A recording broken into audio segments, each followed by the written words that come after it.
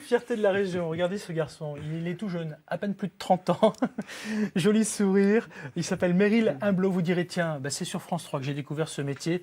Il y a très peu de vanniers en France, on ne va pas se le cacher, Meryl. Oui, on a entre 250 et 450.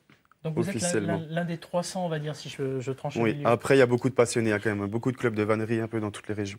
Alors votre passion, elle transpire, on va en parler ensemble, en même temps qu'on voit quelques images sur quelques-unes de vos très très belles réalisations. J'espère aussi qu'on verra ce garçon. Présentez-moi le petit bonhomme de neige qui est là.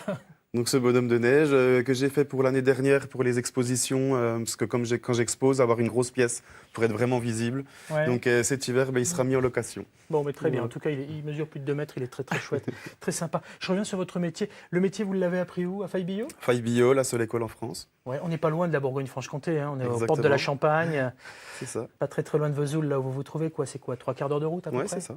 Ok, qu'est-ce que vous avez appris là-bas? On fait 7 séries exactement de 7 paniers.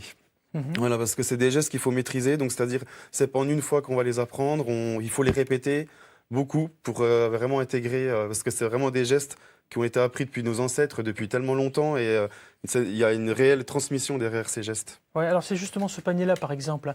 On va voir un petit essai avec vous. En même temps que vous pouvez parler, est-ce que vous pouvez travailler? Ouais, Bon, mais c'est super, moi j'adore quand on peut faire plein de choses à la fois. Donc je vais vous laisser continuer de travailler. Expliquez-moi, ce panier-là, l'osier, vous l'avez trouvé où? Il vient d'où cet osier? Alors cet osier-là, c'est celui que je cultive.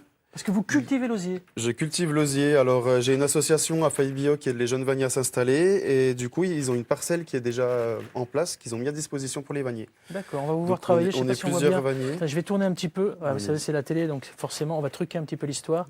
Voilà, on va faire de jolis plans pour qu'on vous voit un petit peu travailler sur ce panier. Alors là, ça paraît très simple comme ça. Une certitude, c'est qu'on n'utilise pas n'importe quel osier, j'imagine.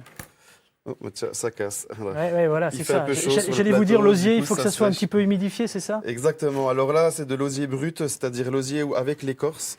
Donc on le mouille moins que du blanc. Du blanc, c'est vrai qu'il faut fréquemment avec un pulvérisateur. Ouais, vous n'avez pas le de pulvérisateur. Là, j'en ai moi, pas, j'en ai non. déjà vu travailler des osiéristes, etc., comme vous, des vanniers qui essayaient de faire des choses comme ça en démonstration. C'est vrai que là, ça chauffe un petit peu, donc forcément, c'est pas évident du tout. Pendant que je vous tiens, en même temps que vous travaillez, on en voit partout des paniers sur nos marchés, je pense notamment aux marchés provençaux, à des prix défiant toute concurrence. Ce ne sont pas des vrais paniers en osier, dites-moi. À quoi on reconnaît le vrai du faux? Déjà, souvent, les vanneries qui ne sont pas de chez nous, elles sont souvent vernies, alors que moi, je prône vraiment le naturel, le local. C'est quand même important. On est dans une société, donc je remplace mon brin là que j'ai, Ouais, c'est ça. qui a cassé. Vous avez payé, très bien. Voilà. Ok. On est sur quel tarif à peu près pour un panier en osier fabriqué par un artisan comme vous? Et bien là, le panier que je vous ai ramené, donc c'est ce qu'on appelle une charmotte. Donc Ouais. c'est typique de Haute-Saône, à Fougerolles. C'était pour ramasser les cerises avant. D'accord. Donc là, on est sur un panier en moyenne à 65 €. Vous cultivez, vous transformez et vous travaillez l'osier, hein. J'insiste C'est lourdement ça, je là-dessus. fais tout de A à Z. Je cultive, je le transforme et je vais le vendre moi-même. Attention à vous, Pascal. Parlez-moi un petit peu de toutes ces décorations qu'on a là en même temps que vous travaillez. Pas grave Donc, si vous me borgnez, allez-y. il faut savoir que la vannerie, c'est rentré dans les métiers d'art. C'est plus uniquement faire des paniers. Avant, tout le monde faisait des paniers, arrivé l'hiver, en fonction des besoins. Des Ouais. récoltes, le jardin, tout ça. Et maintenant, c'est rentré dans les métiers d'art. Donc, du coup, on a tendance, avec l'osier, on peut faire tout ce qu'on veut. On peut Mais faire justement, tout ce oui, qu'on parce que veut. vous créez des paniers. Donc, voilà, mais je ça, fais c'est une beaucoup. mangeoire, c'est quoi? C'est pour les oiseaux? Je fais beaucoup ça, de ce qu'on voit là? décorations. Je sais Voilà, pas là, si on voit, on a des mangeoires familiales. Ouais. On en a d'autres là-bas. Celle-ci, Voilà. là. On peut faire toutes les formes possibles, avec toutes les couleurs possibles. D'accord. Donc les différences de couleurs, c'est les différences de variété de l'osier en fait. Mhm. Donc par exemple, celui que je cultive, c'est celui qui pousse le mieux chez nous et qui est de bonne qualité vannière. Ça va être du rouge belge.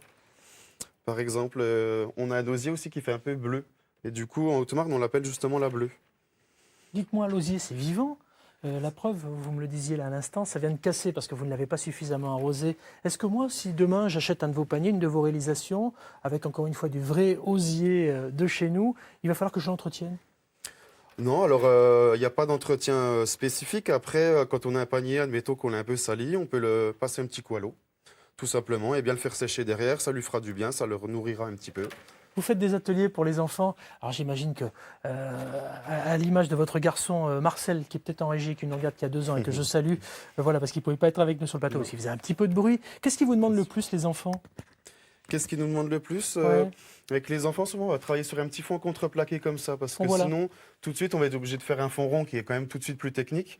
Donc sur un petit fond contreplaqué, on va mettre des brins qu'on appelle les montants, Mhm. et ils vont tisser autour. Donc là, j'ai tissé en forme un peu de tipi, mais eux, souvent, on leur fait faire des petits pots à crayon, ou alors des petits supports pour y mettre une plante dedans, par Parfait. exemple. Ce garçon s'appelle Meryl Humblot, voilà.